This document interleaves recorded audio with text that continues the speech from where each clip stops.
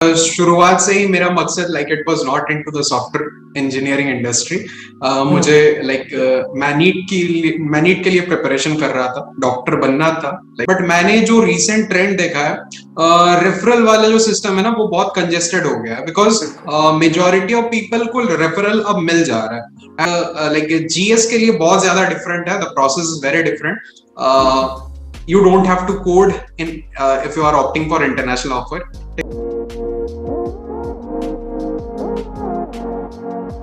भाई सुनील, बिना किसी देरी के शुरू करते हैं आपके इंट्रोडक्शन से। थोड़ा सा अपने बारे में सबको बता दो ताकि जान जाए कि आपको कौन।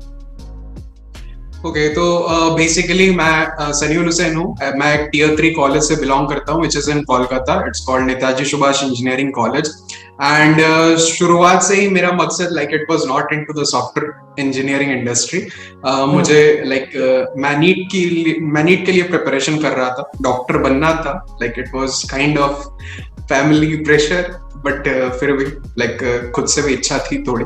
तो बेसिकली फर्स्ट अटेम्प्ट में हुआ नहीं, तो इंजीनियरिंग के लिए ऑप्ट कर लिया था, बिकॉज साइड बाय साइड उसका भी एग्जाम दिया था। एंड फिर फर्स्ट ईयर में थोड़ा सा नीट के लिए भी पढ़ा था। And then at the end of first year government college मिला था फॉर मेडिकल। तो वहां पे भी थोड़ा सा फ्लॉज था कुछ, तो I have already discuss that. तो बेसिकली हाँ, कुछ फ्लॉज की वजह से वहां पे सीट मैं क्लेम नहीं कर पाया, तो बेसिकली इंजीनियरिंग में कंटिन्यू करना पड़ा। एंड ऑन द गो बहुत सारी अच्छी अपॉर्चुनिटीज मिली, और अच्छे से ग्रैब भी किया उनको। कुछ रिजेक्शंस भी मिले, कुछ अच्छी अपॉर्चुनिटीज भी मिली। तो फिलहाल आई currently hold 7 off-campus offers, out of which 2 are international offers and 5 are national offers, and 1 on-campus offer, which is from the college. Great great amazing यार। मतलब कहाँ तुम डॉक्टरी करने जा रहे थे, कहाँ लोगों की बॉडीज के साथ खेलते, और कहाँ तुम इंजीनियरिंग में आ गए। और अब आई मीन काफी अमेजिंग सी स्टोरी है यार। बिल्कुल ही एक 180 डिग्री का शिफ्ट आया तुम्हारे करियर में। बट एनीवे, जो होता है अच्छे के लिए होता है। चलते हैं हमारे नेक्स्ट क्वेश्चन पे यार। स्टूडेंट्स जो हैं, जैसे कि तुमने बताया तुम्हारी रिजेक्शन स्टोरीज बहुत सारी है। स्टूडेंट्स बहुत ज्यादा अब परेशान हो चुके हैं कि टेस्ट लिंक्स नहीं आते, कंपटीशन बहुत बढ़ गया है, इतनी जगह अप्लाई करने पर भी कोई रिवर्ट नहीं आ रहा है, रिजेक्शन का रिवर्ट भी नहीं आता है। तो तुम कैसे अप्लाई करते थे ऑफ कैंपस अपॉर्चुनिटीज के लिए? ऑन कैंपस एक अलग हो गया, बट ऑफ कैंपस के लिए अप्लाई कैसे करते थे? कोल्ड ईमेलिंग, रेफरल्स, लिंक्डइन, सब कुछ बताओ। एक्चुअली यहाँ पे बात है कि कुछ भी फिक्स नहीं है। आप कोल्ड मेल के थ्रू भी रिक्रूटर से बात कर सकते हो, वहां से भी कनेक्शन हो जाता है। कभी कभी डायरेक्ट अप्लाई करने से भी हो जाता है, कभी कभी रेफरल लेने से हो जाता है। बट मैंने जो रीसेंट ट्रेंड देखा है, रेफरल वाला जो सिस्टम है ना, वो बहुत कंजेस्टेड हो गया है। बिकॉज मेजोरिटी ऑफ पीपल को रेफरल अब मिल जा रहा है, and they are all entering into the same queue. तो वहां पे भी कंपटीशन ज्यादा हाई है, एंड रिक्रूटर बस वही टॉप 200 500 मतलब एप्लीकेशंस ही देखते हैं। तो बेसिकली वहां पे भी हो नहीं रहा है कुछ बच्चों का। तो मेरे साथ भी ऐसा होता है, अभी भी होता है। मैं अभी भी अगर अप्लाई करता हूँ कहीं पे, रेफरल लेके भी करता हूँ और बिना रेफरल के करता हूँ, या फिर कोल्ड मेल के थ्रू भी करता हूँ, तो आता नहीं है। कुछ कनेक्शन बैठता नहीं है। अगर मैं कोल्ड ईमेल कर रहा हूँ, तो कभी कभी ऐसा होता है कि रिक्रूटर रिवर्ट बैक ही नहीं कर रहा। कभी कभी ऐसा होता है कि दे आर टेलिंग कि मैं इस डोमेन के लिए फिलहाल तो रिक्रूट नहीं कर रही हूँ, तो बाद में जब रिक्रूटिंग सीजन आएगा तो मैं आपको बता दूंगी। तो ऐसे लूप में भी रखते हैं कुछ। तो basically it's kind of luck plus. और एक चीज है कि आपका रिज्यूमे थोड़ा सा स्ट्रांग होना चाहिए। बेसिकली कुछ एक्स्ट्राऑर्डिनरी उसमें होना चाहिए, तभी जाके मे बी आपका एप्लीकेशन रिक्रूटर तक पहुंच रहा हो, बट आपका जो रिज्यूमे है वो उतना स्ट्रांग नहीं है, तो इसलिए आपको रिवर्ट बैक शायद नहीं हो रहा। तो बेसिकली आपको एक्सपेरिमेंट खुद से करना पड़ेगा, तभी जाके कुछ रिजल्ट मिलेगा। मेक सेंस, बहुत ही सही बात बोली। तो जैसे कि आपने एक पॉइंट रेज किया कि कुछ यूनिक होना चाहिए, कुछ अमेजिंग सा होना चाहिए रिज्यूमे में। What you think, what was there in your resume which made you stand out from others? Okay, तो it's kind of a mixed component. Basically मैंने कॉम्पिटिटिव प्रोग्रामिंग भी करा था, मैंने रिसर्च भी करा था, मेरे डेवलपमेंट सेक्टर में भी अच्छा खासा नॉलेज था, फ्रीलांसिंग भी करा था।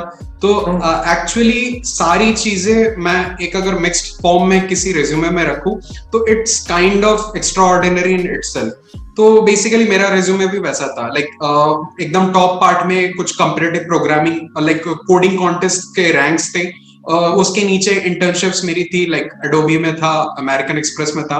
तो दोनों इंटर्नशिप्स के में जो जो कंट्रीब्यूशंस मैंने करे थे उसका इम्पैक्ट मैंने जस्ट अकॉम्प्लिशमेंट्स के नीचे रखे, एंड उसके नीचे मेरा रिसर्च पार्ट और प्रोजेक्ट वाला पार्ट था। तो बेसिकली मुझे लगता है कि यही सारी चीजें कुछ लाइक एक्स्ट्रा एडिशनल चीजें हैं जो लाइक मेरे रिज्यूमे को यूनिक बनाती है। प्लस और एक चीज मैंने देखा है, ये एक मतलब बहुत लोग जानते नहीं है, बेसिकली जॉब डिस्क्रिप्शन में ना बहुत सारे कीवर्ड्स दिए रहते हैं जो कि ऑलरेडी लाइक रिक्रूटर्स देके रखते हैं ताकि मैचिंग में आसानी हो और सही एप्लीकेशंस उन तक पहुंच सके। तो बेसिकली वो कीवर्ड्स आपको खुद ढूंढना पड़ेगा जॉब डिस्क्रिप्शन से, and you can put that into your skills section, make the skills section dynamic, ताकि जॉब डिस्क्रिप्शन के साथ साथ आप भी वो स्किल्स वाला सेक्शन चेंज करते रहो और आपको लाइक रिवर्ट बैक मिल जाए। तो basically that is the thing. Exactly जितनी बार आप अप्लाई करते हो, जितनी ओपनिंग्स में अप्लाई करते हो, make sure your resume is aligned with the job description, ताकि उसके सिलेक्शन का क्राइटेरिया लाइक परसेंटेज बढ़ जाए। बहुत ही अच्छा पॉइंट यहाँ पे बोला। एक चीज मैं पूछना चाहूंगा, सिंस आपने फ्रीलांसिंग करी है, तो even I was a freelancer और मैं जानता हूँ कितना डिफिकल्ट होता है स्टार्ट करना, बट कितना इजी होता है उसे कंटिन्यू करना वंस यू हैव क्लाइंट्स। और यू नो बहुत ही अमेजिंग सी चीज है, once you can earn a lot, you can network with a lot of people. तो आपने कौन से लाइक स्टूडेंट्स को प्रॉब्लम आती है पहला प्रोजेक्ट गेन करने में और प्लेटफॉर्म चूज करने में, बिकॉज कंपटीशन बहुत ज्यादा है अभी डिफरेंट प्लेटफॉर्म्स पे। तो आपने कौन सा प्लेटफॉर्म यूज किया एंड शुरू कैसे किया? तो इनिशियली तो वही रहता है, लाइक 2-3 मंथ्स किसी ना किसी प्लेटफॉर्म में घुसे रहो, देखते रहो कि चीजें हो क्या रही है वहां पे, लाइक लोग बिड कैसे कर रहे हैं और किन लोगों को वो प्रोजेक्ट मिल रहा है फाइनली। तो ये सारी चीजें देखनी पड़ती है, बिकॉज एट अ टाइम आपको भी पता होना चाहिए कि आपसे बेहतर कौन बंदा है उस प्लेटफॉर्म में, उसकी तरह आपको भी बनना पड़ेगा, तभी जाके आपको प्रोजेक्ट्स मिलेंगे। तो बेसिकली 2-3 मंथ्स यही करना है। आपको पेड प्रोजेक्ट्स मिले या ना मिले, आप क्या कर सकते हैं, जो प्रोजेक्ट्स आपको दिख रहे हैं उस प्लेटफॉर्म पे, ट्राई करो उसको खुद रेप्लिकेट करने का, उस प्रोजेक्ट को खुद से बनाने का, and put that on your portfolio. Client ये देखने नहीं जाएगा कि आपने वो प्रोजेक्ट रियल में किसी क्लाइंट के लिए बनाया है या नहीं, आपने वो प्रोजेक्ट अपने पोर्टफोलियो में डाला है, मतलब आपने उस पर काम किया है। तो क्लाइंट भी इंप्रेस होगा and you can like you may get the next project. तो ये एक चीज है जो लाइक मुझे भी हेल्प करी थी in the initial phase.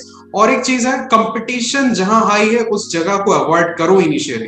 Competition जहां लो है, प्रोजेक्ट्स की डिलीवरी बहुत हाई है, वहां पे जाके तुम लाइक थोड़ा बहुत हसल करो, वहां पे क्लाइंट्स मिल जाते हैं। तो मेरे टाइम में गिगजो नाम का एक प्लेटफॉर्म आया था, विज काउंसिल नाम था पहले। तो बेसिकली उस प्लेटफॉर्म में प्रोजेक्ट्स की डिमांड बहुत ज्यादा थी और एक्सपर्ट्स कम थे। तो मुझे भी वहां से कॉल आया, लाइक आप काम करना चाहोगे? तो मैंने हाँ बोल दिया था, because there were around 100 experts and daily around 200 to 300 project supply होते थे उस प्लेटफॉर्म पे। तो that was huge.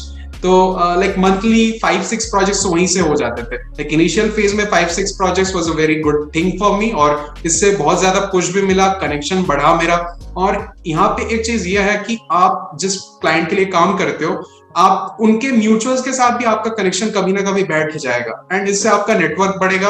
And may be ऐसा कभी हो सकता है कि इंटरनेशनल कॉल्स भी आ रहे हैं आपको कि मेरे प्रोजेक्ट्स को आप कंप्लीट करो।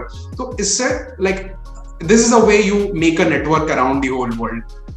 Great man, great. अभी बहुत ही अच्छा पॉइंट आपने बताया कि दूसरों का प्रोजेक्ट बनाकर देखो, अपने पोर्टफोलियो में ऐड करो। आई गेस ये चीजें नहीं पता होगी, तो I hope this thing will also help. तो सुनील, अब हम सबसे इंपॉर्टेंट क्वेश्चन पे चल रहे हैं, जो कि है CTC। यार आपका जो पे है इंटरनेशनल अपॉर्चुनिटीज का, वो करोड़ में। अगर मैं लाइक एस्टिमेट बताऊं तो 1.3, I guess, if you can share the number if possible for you. Okay तो लाइक डी शॉ का कंपेंसेशन मुझे मिल गया, जीएस का अभी तक नहीं मिला। लाइक जीएस का इनिशियल ऑफर लेटर अभी लाइक रोल आउट होगा आफ्टर द इमिग्रेशन चेक, तो उसका अभी प्रोसेसिंग चल रहा है। तो डी शॉ का जो कंपोनेंट है वो बेसिकली 4 कंपोनेंट्स है।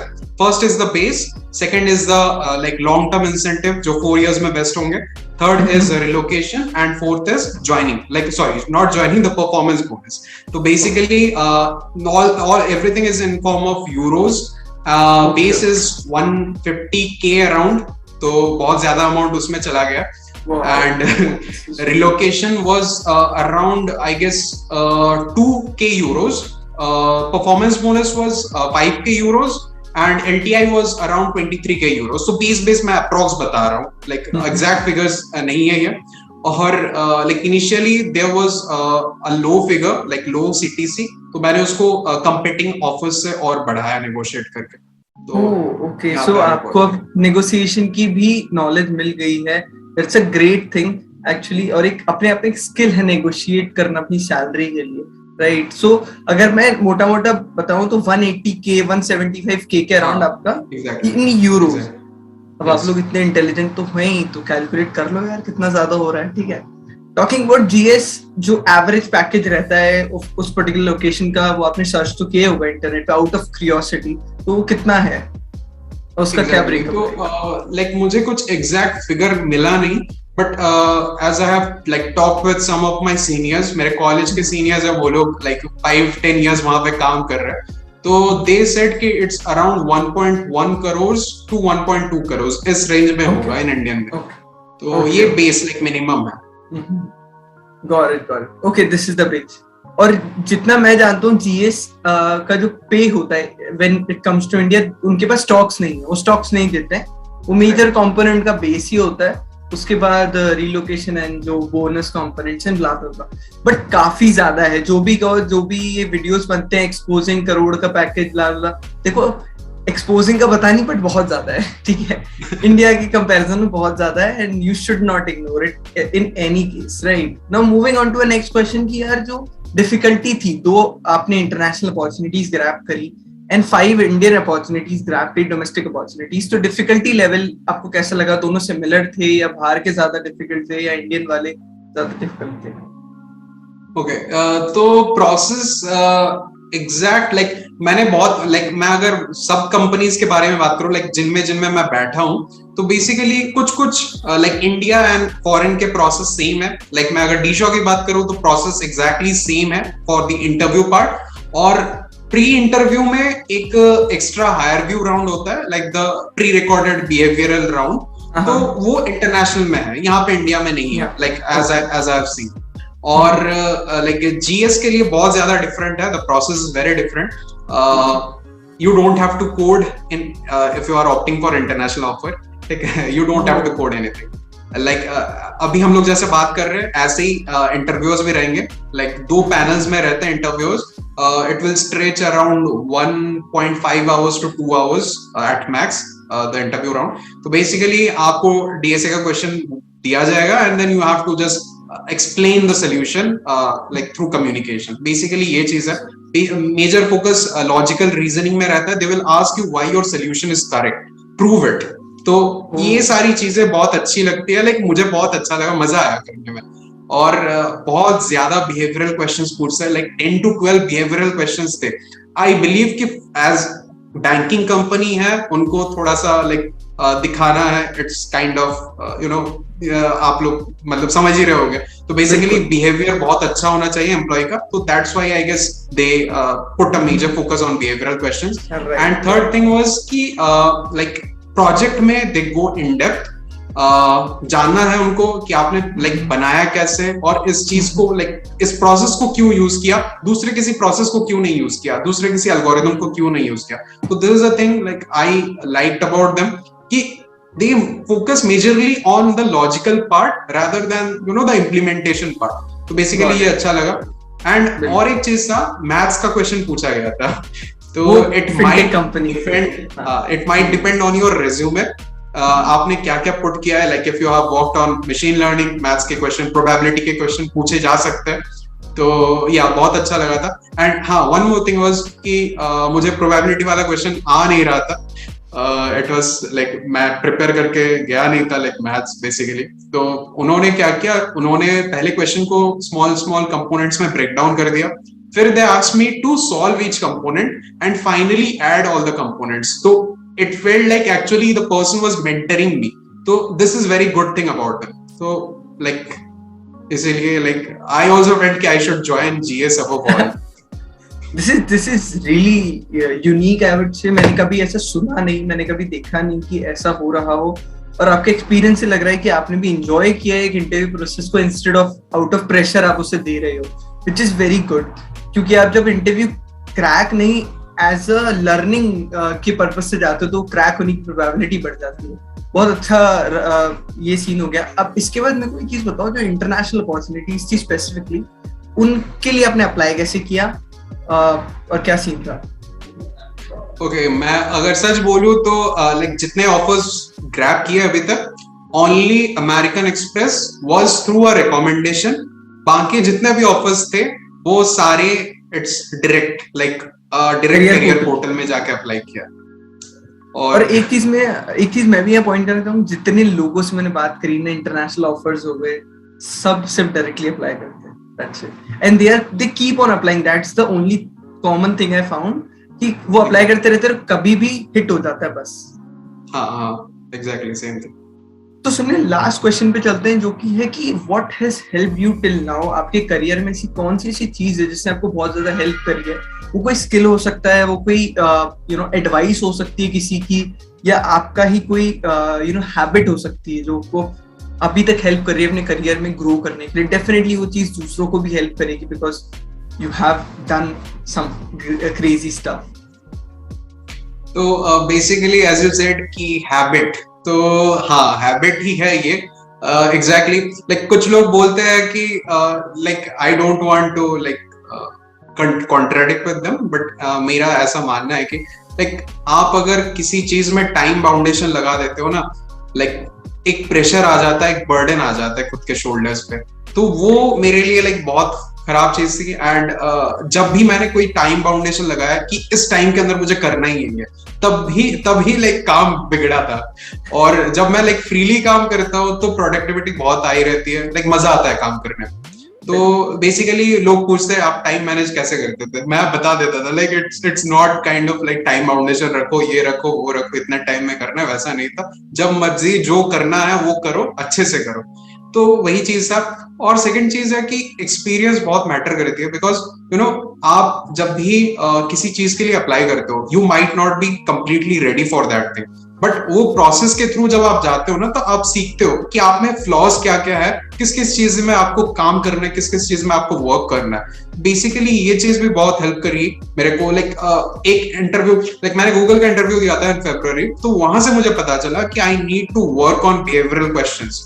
और उसके पहले मैंने अमेज़न का इंटरव्यू दिया था, तो वहां से आई थॉट कि I should give more time in mock interviews. So मैंने क्या किया, मैं मॉक इंटरव्यूज नहीं देता था, मैंने मॉक इंटरव्यूज लेना स्टार्ट कर दिया ऑफ स्टूडेंट्स।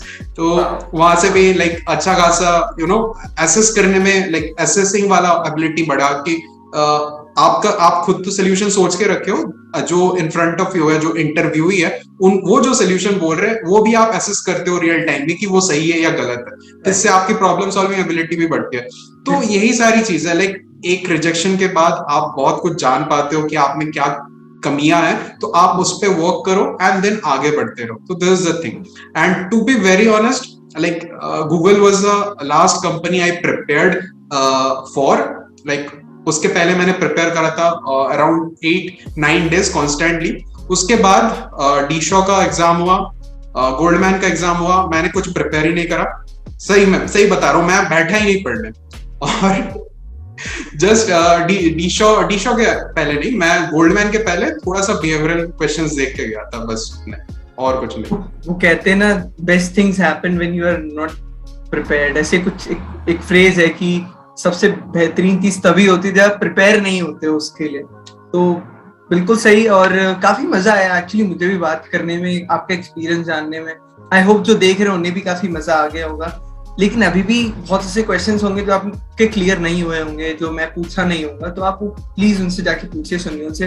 उनकी लिंक्डइन आईडी आपको डिस्क्रिप्शन में मिल जाएगी। लिंक्डइन के अलावा इंस्टाग्राम अगर उनका पब्लिक होगा तो वो भी मैं ऐड कर दूंगा, नहीं तो परेशान मत करना उन्हें। इंस्टाग्राम पे मेरे लिए कोई भी डाउट है तो आपको पता है कहाँ पे पूछना है। इंस्टाग्राम, लिंक्डइन, टेलीग्राम और कमेंट सेक्शन आपके लिए हमेशा खुला है। मिलते हैं ऐसे ही किसी वीडियो में। Thank you Sunil for your time, all the best for your journey ahead. आप इंटरनेशनल आते हो तो भी टच में रहना, यहाँ रहते हो तो भी टच में रहना। चलो।